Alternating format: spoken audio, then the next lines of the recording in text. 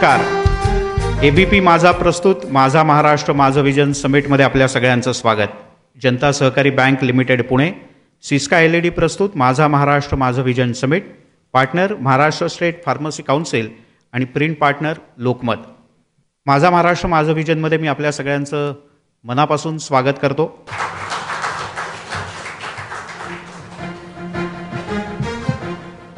संस्कृती हा खरं तर देशाचा पाया आहे आणि शिक्षण हा प्रगतीचा सोपान असं म्हटलं तर वावगं ठरणार नाही. राज्याचे शिक्षण आणि सांस्कृतिक मंत्री माननीय विनोद तावडे आपल्यासोबत आहेत. आपण सुरुवातीला एक AV पाहूया. खेळपट्टी साथ देत नसेल तेव्हा डोकं खाली घालून शिस्तीत चेंडू तटवत राहणं हे कसलेल्या बॅट्समनचं लक्षण आहे. तोच मंत्र राजकारणात पाळणाऱ्या मंत्र्यांपैकी एक आहेत राज्याचे शिक्षण आणि क्रीडा आणि सांस्कृतिक मंत्री विनोद तावडे. गेल्या 2 वर्षात त्यांनी काही घातक बाउन्सर्स हुकवले, खराब चेंडूची वाट पाहत काही चांगले फटकेही मारले. EBCची वाढलेली मर्यादा, 10वीच्या ऑक्टोबर परीक्षेतला बदल, कौशल्य सेतू सारखा महत्वाकांक्षी कार्यक्रम, डमी विद्यार्थी रोखण्यासाठी आधारचा प्रयोग असे काही निर्णय त्यांच्या खात्यात आहेत. मात्र शिक्षक भरती, दप्तराचं ओझं, क्रीडा क्षेत्राची कासव गती, अभिजात मराठी असे काही प्रश्न भिजतच आहेत. अशा अनेक अपेक्षा पूर्ण व्हाव्यात, बोलाची कढी बोलाचाच भात होऊ नये यासाठी काय पावलं उचलणार हे सांगण्यासाठी येत आहेत विनोद तावडे.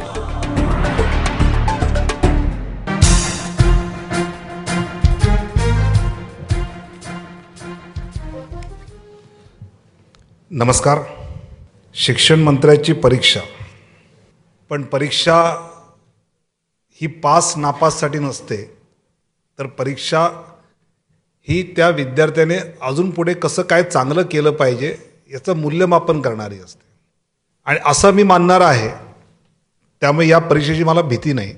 वर्षानुवर्ष ज्या गोष्टी नीट झाल्या नाहीत त्या लगेच 2, 3, 4, 5 वर्षात फटाफट होतील अशी अपेक्षा ठेवणं सुद्धा चुकीचं आहे. पण काही गोष्टी नक्की झाल्या पाहिजे.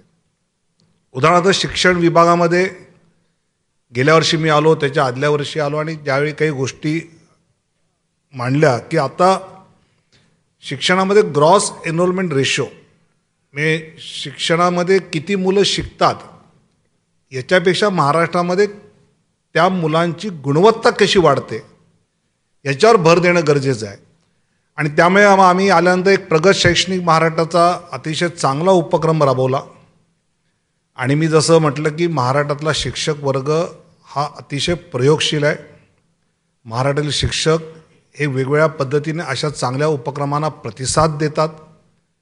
आणि त्यामुळेच मला असं वाटतं की प्रगत शाळा, आम्ही गेल्या 2 वर्षात हा कार्यक्रम सुरू केल्यानंतर त्या प्रगत शाळेचे काही नॉर्म्स आम्ही ठेवले होते. जवळजवळ 19,794 शाळा प्रगत म्हणून आज आपण म्हणू शकतो. 25,774 शाळा ह्या डिजिटल झाल्यात. शाळांमध्ये आपण ॲक्टिव्हिटी बेस्ड लर्निंग सुरू करा म्हटलं.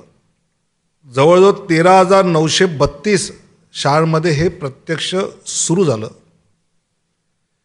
काही शाळांनी स्वतःहून ISO 9000 सर्टिफिकेशन केलं आहे. जवळजवळ 2,279 शाळा अशा ISO झालेल्या आहेत. आणि ह्या शाळा ज्या म्हणतोय त्या मी जिल्हा परिषद, नगरपालिका, महापालिका अशातली आकडेवारी आहे. आम्ही शिक्षकांना असा आग्रह केला की तुम्ही स्वतःहून काही एज्युकेशन ॲप तयार करा, ज्याला आम्ही टेक्नोसावी शिक्षक, त्याचा एक WhatsApp ग्रुपसुद्धा झालेला आहे. 2,306 एज्युकेशनल ॲप्स त्या शाळेतल्या शिक्षकांनी सुरू करून मुलांना त्या माध्यमातून शिकवत आहेत. वेगवेगळे व्हिडिओज, 4,456 व्हिडिओज आहेत. वेबसाईट जवळजवळ 9,992 वेबसाईट्स आहेत. आणि आश्चर्य वाटेल, आम्ही शिक्षकांना म्हटलं की ₹2.56 जर तिजोरीत जमा झाले तर त्यातले 57 पैसे हे शिक्षणावर आपण देत असतो. आणि माझी भूमिका आहे की ती इन्व्हेस्टमेंट आहे, तो काही खर्च नाही. त्यामुळे याहून अधिक देणं हे लगेच शक्य होत नाही आहे. पण शाळांमध्ये आपल्याला काही गोष्टी करायच्या. तुम्ही समाजाकडे तुम्ही जा, समाजाचा सहभाग घ्या. तर जवळजवळ 174 कोटी रुपये शिक्षकांनी आपापल्या गावातना लाखभर जमव, 1.5 लाख जमव, 2.5 लाख जमव, 10,000 जमव, 20,000 जमव असं करून या सगळ्या ज्या शाळा आहेत, जिल्हा परिषदेच्या असतील, नगरपालिकेच्या, यांनी 174 कोटी रुपये जमा केले. आणि सगळ्यात जे यश, ज्याचा आनंद हा स्वाभाविकपणे वाटेल तो म्हणजे इंग्रजी माध्यमाच्या शाळांमधून मराठी जिल्हा परिषद शाळेमध्ये सुमारे 14,000 मुलं आली. ही का आली? आता जुन्नरला मोठ्या संख्येने, मी जुन्नरला काही पालकांशी बोललो, ज्यांचा मुलगा इंग्रजी शाळेमध्ये होता. म्हटलं तुम्ही याला मराठी शाळेत का आणला, आणि तसं जिल्हा परिषदेच्या? तर त्या पालकांनी मला सांगितलं की माझ्या घराच्या बाजूला जिल्हा परिषद मराठी शाळेत शिकणारा मुलगा होता, त्याला गणित चांगलं येतं, आणि माझं पोरगं इंग्रजी शाळेत जातं, त्याला काहीच येत नाही, पण माझा मुलगा तर हुशार आहे त्याच्यापेक्षा, खरं म्हणजे मग काय येत नाही? तर त्या जिल्हा परिषद शाळेत जाऊन मी पाहिलं की तिथे कसं शिकवतात. तर तिथल्या शिक्षकाने एक पुठ्ठ्याचा राक्षस केला. समोर गोट्या ठेवल्या, एका मुलाला बोलवलं, यातल्या 4 गोट्या काढ. मग 1 2 अख्खा वर्ग मोजतो, 4. चला उजव्या कानातनं घाल. मग उजव्या कानातनं त्या गोट्या सोडल्या की तोंडातनं बाहेर पडल्या, त्याने धरल्या. मग अजून एकाला बोलवलं, तू अजून 4 गोट्या उचल. मग 1 2 3, मग ते डाव्या कानातनं घाल, ते तोंडातनं बाहेर पडलं. आता या किती आहेत? तर अख्खा वर्ग 1 2 3 8. आता हे जे आहे की यू लिसन यू फॉरगेट, तुम्ही बघता तुमच्या लक्षात राहतं, तुम्ही करता तुम्हाला समजतं, यू डू यू अंडरस्टँड. हे जे ॲक्टिव्हिटी बेस आहे, तुम्ही करा. हे जिल्हा परिषद शाळांमध्ये, ह्या सगळ्या शाळांमध्ये जिथे सुरू झालं, तिथे ही मुलं इंग्रजी शाळेतनं मराठी शाळेत आली. आणि दरवर्षी असरच्या माध्यमातून शिक्षण विषयातला सर्वे होत असतो आणि दरवर्षी येत असतो. तर यावेळी 10% भाषेमध्ये आणि 60% गणितामध्ये महाराष्ट्राची प्रगती आहे. आणि ही टक्केवारी जर गेल्या वर्षी त्यांनी क्रमांक जे काढले होते त्याच्याशी जर जोडली तर आपण गेल्या वर्षी 13व्या क्रमांकावर होतो, तर यावर्षी आपण 3ऱ्या क्रमांकावर आलो त्या टक्केवारी जागे. आणि त्यामुळे शिक्षणामध्ये एका अर्थाने गुणवत्ता वाढवणं आणि अतिशय छोटे निर्णय केले. 10वीची फेर परीक्षा आपण मग सांगितली. आता यावर्षी आम्ही जो कौशल्य सेतू कार्यक्रम केला, मी मागच्या वेळी याच ABP माझाच्या कार्यक्रमात म्हटलं होतं की आपल्या इथे काय होतं की आम्ही अभ्यासक्रम ठरवणार, आम्ही पेपर सेट करणार, तो पेपर तो मुलगा जर लिहू नाही शकला तर त्याला नापास करणार. खरं काय असतं की असलं पाहिजे की त्या मुलाची क्षमता, त्याचं कौशल्य काय ते आम्ही ओळखलं पाहिजे आणि त्याच्यावर त्याला प्रशिक्षित केलं पाहिजे. पण आम्ही त्याचं कौशल्य ओळखायला आम्ही नापास होतो आणि आम्ही त्याला नापास दाखवतो. यावर्षी पण आपण असं केलं की 10वी जी मुलं उत्तीर्ण होऊ शकत नाहीत,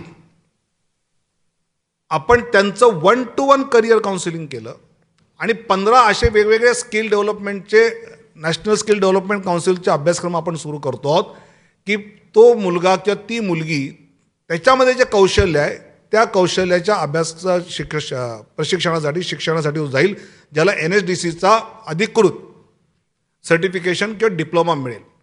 म्हणजे एखाद्या गावामध्ये 15 मुलं 10वीला बसली आणि त्यातली 9 मुलं पास झाली तर ती 11वीला शाळेत जातात, बाकी 6 मुलं घरी बसतात.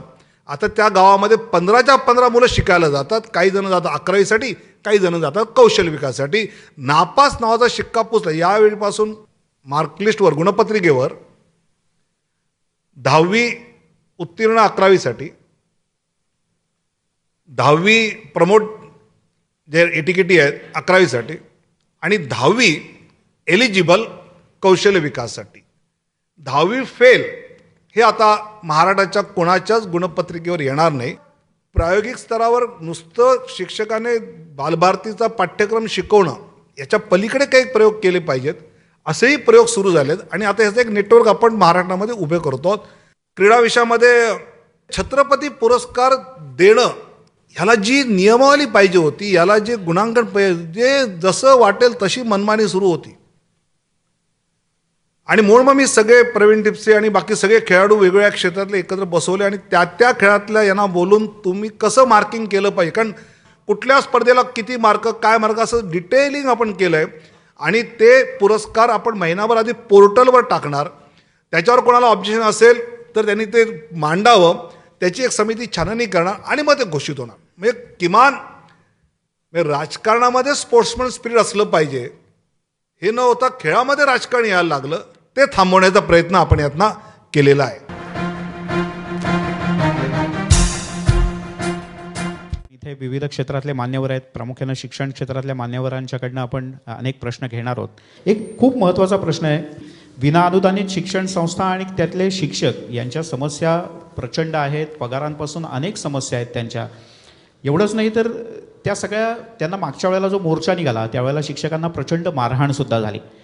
ह्या सगळ्या शिक्षकांच्या समस्या सुटणार आहेत का, कधी सुटणार आहेत? विनाअनुदान शाळा ह्या कायम विनाअनुदान असं शपथपत्र देऊन सुरू झाल्या. मग नंतर शासनाने या सगळ्या शिक्षकांचा विचार करता यातला कायम शब्द काढला. 2009 पासून तो 2016पर्यंत नुसतं कागदावरच या सगळ्यांना तुम्हाला अनुदान मिळेल करत राहिले. पण आमच्या सरकारने 20% अनुदानाची घोषणा पहिल्यांदा परवा केली. ती करताना 2 गोष्टी आम्ही आग्रह धरला, एक गुणवत्तेचा आणि एक सत्यतेचा. सत्यता काय की तुमच्या शाळेत मुलं येतात आणि तुमच्या शाळेत शिक्षक आहेत हे बायोमेट्रिकवर आम्हाला कळलं पाहिजे. त्या बायोमेट्रिकचा आपण आग्रह धरला. आणि दुसरा आग्रह आपण धरला की 10वीचा निकाल आपला चांगला लागला पाहिजे. आम्ही म्हणताना 100% म्हटला, पण आमच्या मनात 70% असेल तर त्या शाळेला हे नाही, आणि त्याचं 3 वर्षांनी, यावर्षी नाही. आता या सगळ्याचा विचार करता गुणवत्ता नको का, सत्यता नको का? आणि तरीही स्वाभाविकपणे यावर्षी बऱ्याच शिक्षक आमदारांच्या निवडणुका असल्यामुळे, विशेषतः मराठवाड्यातली होती त्यामुळे तो मोर्चा निघाला. शिक्षणावर झालेला लाठीमार हा तर चुकीचाच आहे, पण त्या लाठीमार व्हायच्या आधी शिक्षक म्हणायचे का ते, असे काही जण आई बहिणीवरनं शिव्या देत होते आई, आणि त्याची व्हायरल झाली आहे व्हॉट्सअपवर. मग हे शिक्षक आपल्या मुलांना शिकवणार का की जे आई बहिणीवरनं शिव्या देत आहेत? त्यामुळे ते बहुधा, माझं तर मत आहे पण ते कमिशनरांना पटत नाही की हे बहुधा शिक्षक नसावेत. काही जणांना अशा मोर्चावर लाठीमार झाला तर भावना अधिक भडकताना आपल्याला मतं जास्त मिळतात असं वाटणारे लोक असे घुसून असं कधी करायला लावतात, तसंही झालं असं. पण एक नक्की आहे की बिना अनुदानमधला शिक्षक जो आहे हा प्रामाणिक आहे. संस्थाचालक जरी प्रामाणिक नसला तरी त्यामुळे त्या शिक्षकाचे प्रश्न नक्की सोडवायचे आहेत. सोडवायचं पहिलं पाऊल आपण टाकलेलं आहे 20% अनुदान देऊन. बरं, आपण काही प्रश्न घेऊ. विनाअनुदानित शिक्षकांना दिवाळीपूर्वी पगार मिळणार का? जे बायोमेट्रिक लावतील त्यांना ताबडतोब मिळणार, जे सत्यता पटवून देतील त्यांना मिळणार. खोट्या लोकांना द्यावं अशी अपेक्षा नाही ना आपली. बायोमेट्रिकला आपला पाठिंबा आहे.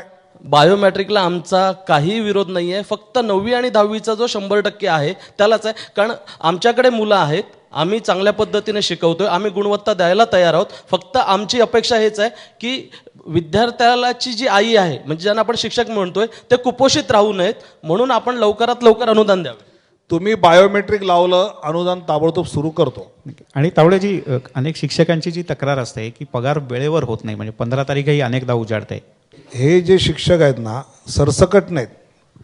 आता हे त्या संघटनांचे अध्यक्ष, त्यांना माहिती आहे की ठराविक वर्षानंतर काही शिक्षकांचा पगार हा नॉन प्लॅनमध्ये आला पाहिजे, पण तो त्यावेळी न आल्यामुळे तो आम्ही प्लॅनमधनं काढतो आणि तो काढताना ट्रेजरीची परवानगी लागते. अशा काही शिक्षकांचं ठराविक 2 महिन्यामध्ये, विशेषतः सप्टेंबरच्या दरम्यान आणि नंतर फेब्रुवारीच्या दरम्यान, तर ते आता यावर्षीपासून बहुधा प्लॅन नॉन प्लॅन आता एकच केलं जाईल. त्यामुळे ही अडचण आता राहणार नाही. पण 80%हून जास्त शिक्षकांचा पगार हा ठरल्या तारखेला होतो. एक याला जोडून प्रश्न आहे, मग आणखीन काही प्रश्न घेऊयात.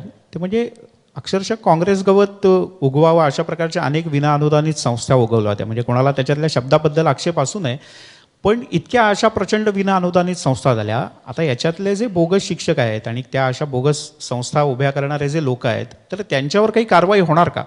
नाही, मुळात शिक्षक हा त्यातला दोषी नसतो. म्हणजे दुर्दैवाने हा शिक्षकसुद्धा 5-5, 10-10 लाख रुपये संस्था चालकाला देऊन नोकरी लागलेला असतो, घरदार विकलं असतं, सोनं गहाण ठेवलेलं असतं, कारण तो नोकरीच्या बिचारा अपेक्षित असतो, त्याचा दोष नाही. पण ज्या संस्था बोगस आहेत त्या आता आम्ही बायोमेट्रिकवर आणल्यानंतर आपोआप बंद पडतील आणि त्या बोगस संस्था बंद पडणं हीच खरी त्यांच्यावर कारवाई आहे. मुंबई सोडल्यानंतर ठाणे शहराच्या बाहेर मोठ्या प्रमाणावर गोडाऊन्स जे आहेत, गोदाम आहेत, तो मोठा परिसर आहे आणि तिथे माझी शाळा आहे. त्या परिसरात जवळ 50-60 जिल्हा परिषदेच्या शाळा आहेत. परंतु होतं काय, तिथे जो मजूर वर्ग काम करतो तो स्थलांतरित झालेला असतो आणि तिथला जो गोडाऊन मालक असेल किंवा लघुउद्योजक असेल तो त्या मजुराला कामाला ठेवताना त्या मुलाच्या, त्या व्यक्तीच्या कुटुंबाचा विचार करत नाही. त्यांच्या सोयीनुसार ती मुलं येतात जातात, कुटुंबही मायग्रेट होतात. त्यामुळे आम्हाला त्या मुलांचा मोठा प्रश्न पडतो सर. तर असे महसूल विभाग आणि शिक्षण विभाग असं जर एकत्र आलं तर त्या मुलांच्या शिक्षणाचा प्रश्न सुटेल. मायग्रेट होणाऱ्या पालकांच्या मुलांना आपण आता एक शिक्षण कार्ड देणार आहोत आणि समजा भिवंडीला ते आज आहेत त्या गोडाऊनला, तर तिथल्या शाळेमध्ये तो 4थीचे 3 महिने शिकला आहे आणि मायग्रेट झाला, तर जिकडे जाईल तिथल्या शाळेत तो पुन्हा त्या 3 महिन्याच्या पुढचं शिक्षण तिथलं त्या शाळेमध्ये करेल. असं मायग्रेट होणाऱ्या पालकांच्या मुलांना त्यांचं शिक्षण कंटिन्युअस राहील कुठेही गेलं तरी, अशा प्रकारची आपण व्यवस्था केली. आणि माझं आज ABP माझाच्या माध्यमातून सामान्य माणसाला आव्हान आहे की आपण रस्त्यावरून चालत असताना, आपण खेड्यावर जात असताना आपल्याला एखादं मूल जर दिसलं तर तो किंवा ती शाळेत जाते का चौकशी करा.